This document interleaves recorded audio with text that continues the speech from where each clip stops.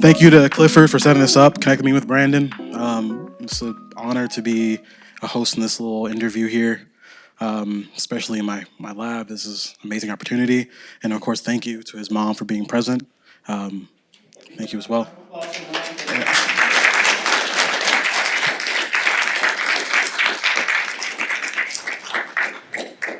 I hope you don't mind. I don't go anywhere without a notebook. This is how I survive. So, yes, fifth year PhD student. On top of that, I'm also the founding president of NOBICHE, which is a very funky acronym for the National Organization for the Professional Advancement for Black Chemists and Chemical Engineers. The sole objective of this community or chapter is simply representation in science is not just a good idea, it's necessary. And this is what this whole event is about here. So, speaking to Branden a few times, learning your story, the mission of Blue Bridge, one thing that sticks with me when I go over your story is you have a uniquely human experience of feeling helpless, but still having the courage and the strength to do something about it. So I want to hop right into it, right? We have a lot of science talk today, but I want to learn more about you. So tell the audience, where are you from? Hello. All right. Yeah. So my name is Branden. My name is Branden. I was born in Boston and migrated to Cambridge for the remainder of my life. That's where I'm currently living, but I am a Boston baby. I was diagnosed at 2 years old, I believe, like right around there. I don't know much about it. My mom could probably tell you more if you ask her after this, but to my understanding is I didn't go through much in my sickle cell until I was around like 12. But I was taking hydroxyurea after I was diagnosed for those years, for so like 2 to maybe 11, around that. Then I later started experiencing some limping, and I wasn't sure what it was. Again, I didn't even know what sickle cell was really when I was in elementary school and whatnot. Like all I knew is that my eyes were yellow and people were asking me questions. And all I can tell them is I have sickle cell, and I didn't know what the weight was behind it until I turned 11 or 12, and I started experiencing limping and a faint pain in my right hip. So that pain in my right hip turned into a hip replacement about a year after I realized that it was kind of that serious, because often my mom and my dad were telling me to walk it off, knowing that I had sickle cell and knowing that I didn't understand what it was. But again, which is why going back to what Cliff said, is like I think it's important because my mom didn't know much about sickle cell, and I didn't suffer much going through sickle cell when I was 2 to 11 because I didn't have pain. Like it was just my hands that were yellow and my eyes were super yellow, and that's really the only thing. So if my mom, if they found a source that could tell her more about it, and I think that would be very important. But never mind that. Yeah, so I had my first hip replacement in 2016. They tried to like delay it for so long because I was so young. I was like 11 or 12, and I ended up getting it replaced. And then 2 years later, the same thing happened to my left hip, and they quickly got on that and got it replaced before even trying anything different. Like for my right hip, they gave me a steroid, didn't work. Well, it worked for like 8 months, and then went right back. I went right back to limping, and the pain came right back. So yeah, they tried a bunch of things, but I will say those pain like episodes that I experienced kind of kicked off my sickle cell, because right after my first replacement is when I got my first real crises, and it was in my left leg, in like my hip area. So I can't really explain to you what a crisis is, other than like there isn't oxygen reaching that part of my body due to like a blood clot, is how I was explained. And it was just painful. I couldn't walk much. For the first few admissions, my mom, every admission she was learning. She was always by me bedside, asking if she can get me anything when there really wasn't anything she can get me because she wasn't a doctor. But that's okay. She's still my mom, the doctor in my eyes. So, yeah. And of course, I had way more admissions after that. It just kept going back to back to back to back. And then COVID hit, and once it settled in and, we were quarantining, the streets were empty. My mom was went through COVID, my dad as well, so they were in the hospitals. I was just with my sister at the time, and I actually experienced my first acute chest syndrome. Yeah, acute chest syndrome. That was like, and I always been a very good bearer of pain. Like every episode, every crisis I had was like training. It was like conditioning. Like I was so good at it, honestly. Like I would call the hospital, like I'm coming. I know I'm gonna have pain in an hour or so, so I'll be there. And then lo and behold, like I'd be at Tufts or Children's emergency room, and my pain would come right there and there. So I was really good at it until I went through ACS, and I was sitting in my room and I couldn't breathe, and I couldn't call for help because again I couldn't breathe in. Every deep breath, it's like a pneumonia. It's like a pneumonia exaggerated version of it, and I legit couldn't breathe. And it took me about 10 to 5 minutes with very short breaths to find a position where I could have something like squeezing my lung or something like that, and I was actually able to breathe and then call my mom. Like, well, first I called the ambulance, which is something I've never done in my life. Because again, I'm a good bearer of pain. Like I can deal with it until I get to the hospital. But that time, it was like, nah. We'll talk more about that. So you were diagnosed at 2. You start having symptoms around 10. How was it like growing up in Cambridge with a disease that you felt no one understood or could appreciate what you're going through? Is this Yeah, good? You hear me? All right. that's a good question for me because every school that I've went to, I've been the first person there with sickle cell. So the teachers didn't know what I was going through. The faculty didn't know what I was going through. Of course, the students didn't know what I was going through. So there was no one really I could talk to besides my mom. And even then, my mom was also learning with me. So there was no one really to talk to. I was just kind of going with the flow. And I'm not the one to complain. Like, I don't even complain to my mom. It's like, it is what it is, for me. And of course, it's different for a lot of people, but I kind of just deal with it because there's nothing I can do to change it.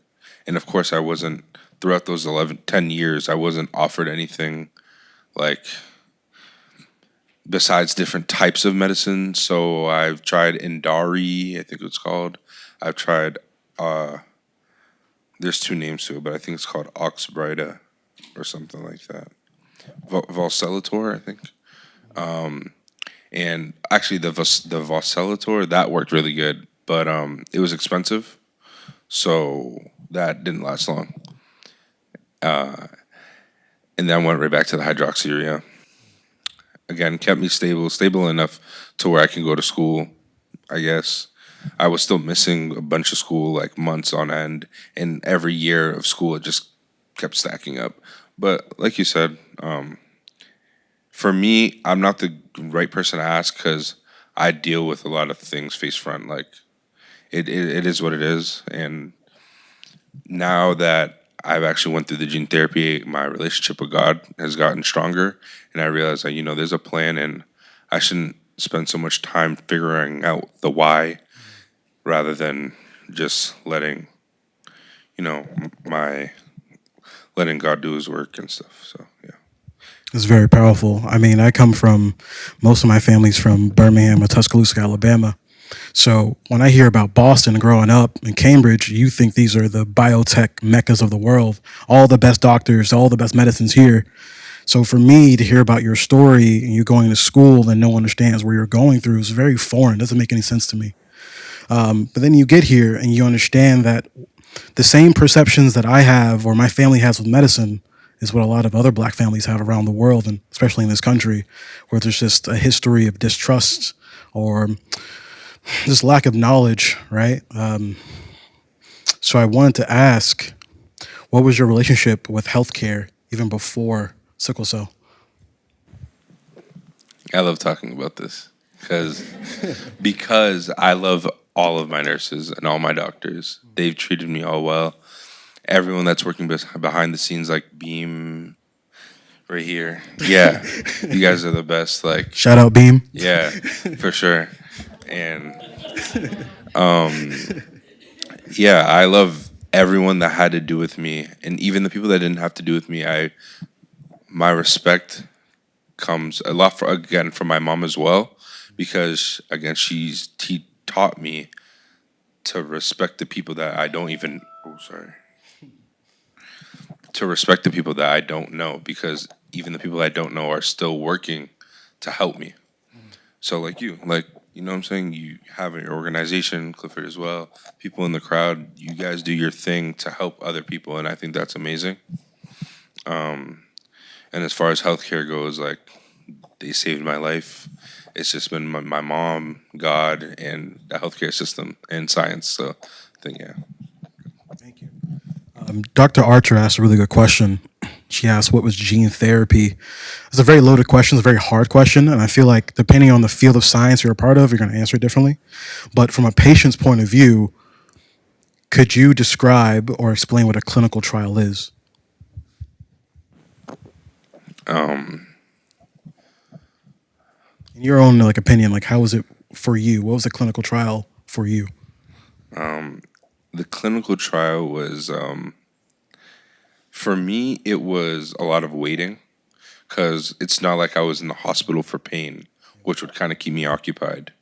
It was more of sitting and waiting to see if this is actually going to do something for me or if it's going to kill me. Because again, I was the first patient, and Dr. Heaney made it very clear that they don't know what can happen. So I was just sitting in the bed, six West Children's Hospital, watching Suits for let's see, like 4 weeks straight, 4 or 5 weeks straight. I got through like 7 seasons, and then I was out. Like that was really it for me. But again, that's why I think it's important that like I respect and I understand to the point where these people are trying their best to help me, and that's another thing that was oh my god. Don't worry about it. Yeah. So again, it was a lot of just like trusting the process. That was really it for me. So how did this opportunity come to you? And then when it came to you on finally in front of you, what did you think about it and what did your family think about it? My mom might not want to hear this, but like when I was offered it, I wasn't thinking about her. Like, cause she was asking me, "What does this mean?" or "What does it mean for us, for like your future?"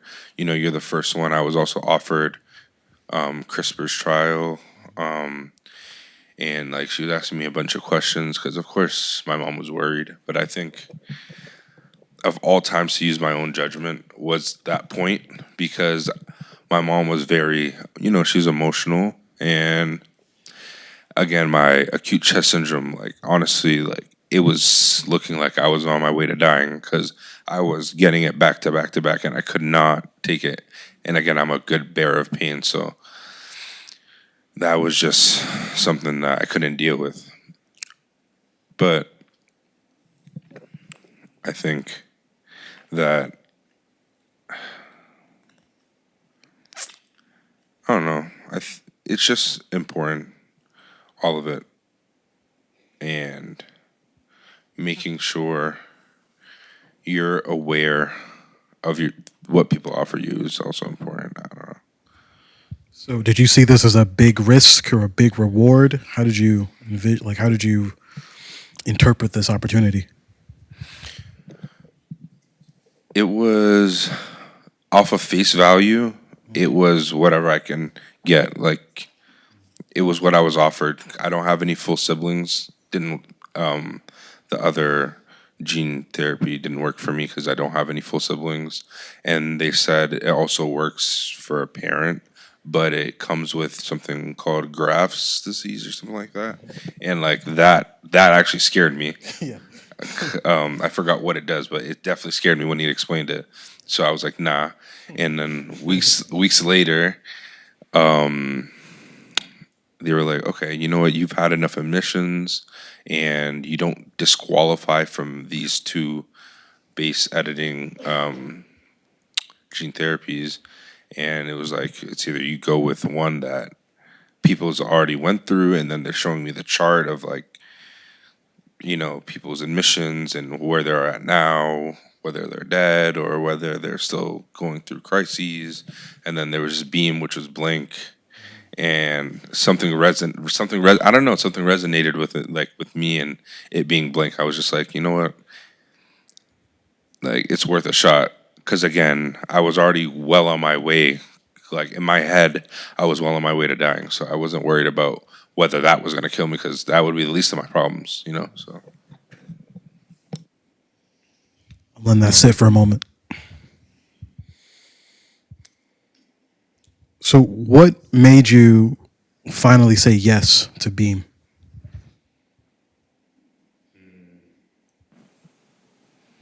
Bring me through your whole thought process.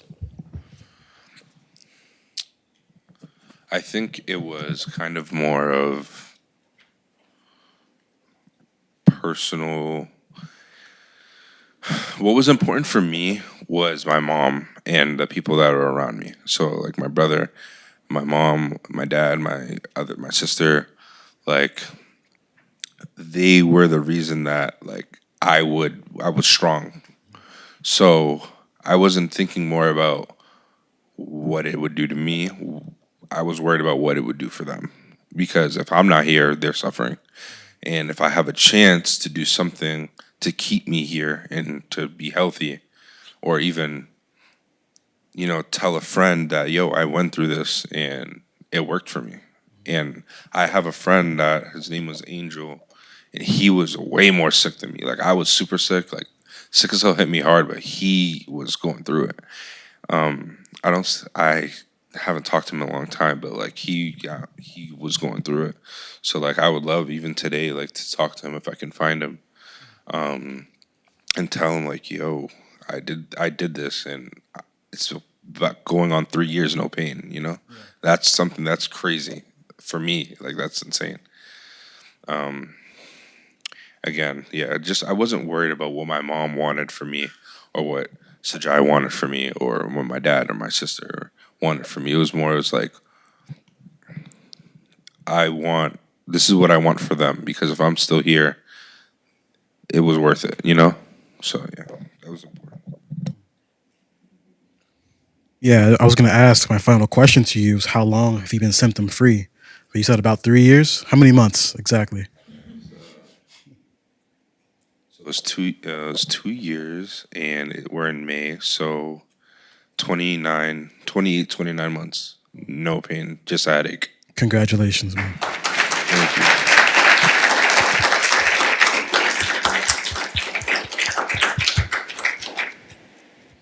So, I mean, science is in the people business, and tonight you were able to meet the world's first recipient of base editing for sickle cell.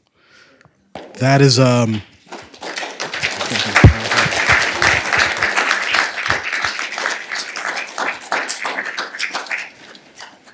next coming years, young man, this is gonna weigh heavy on you. I'm calling you young, like I'm not that old, but it's gonna weigh heavy on you, and like you're a superhero to me. A couple of weeks ago, I was invited to this event, when lightning strikes. It's like a little comic book about changing the perception of sickle cell anemia, instead of being having a negative connotation, you're actually a superhero. And I had the privilege of having the creators and the authors sign it, as well as one of the Patriot McCourthy twins.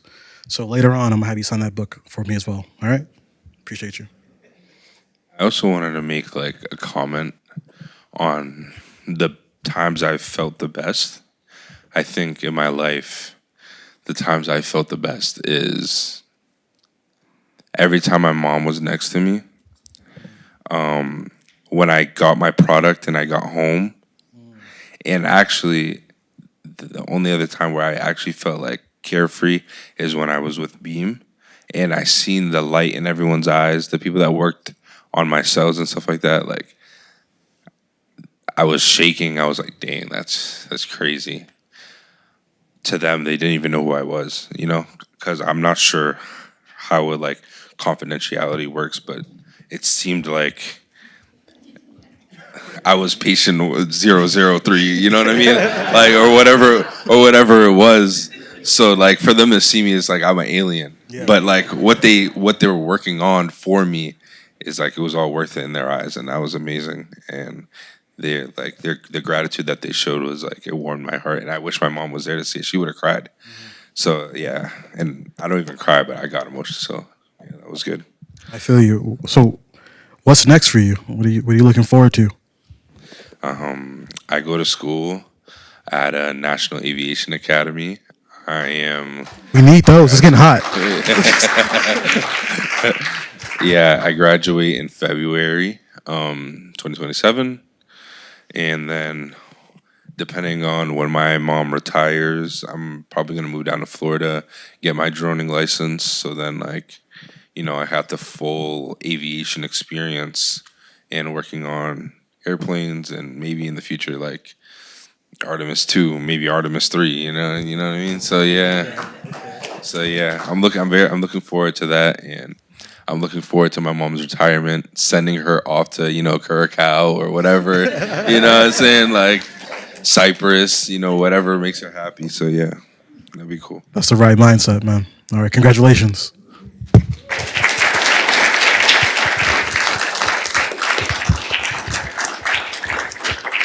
All right, perfect. Can we actually get another round of applause for these two young men? I love seeing the promise of the future sitting right up here, world's first. And we got Jaziel Chase leading this discussion. The future is definitely bright. Before we wrap up the evening, I do want to thank and recognize our sponsors. President Hall, Urban League of Eastern Massachusetts is in the building, and we also have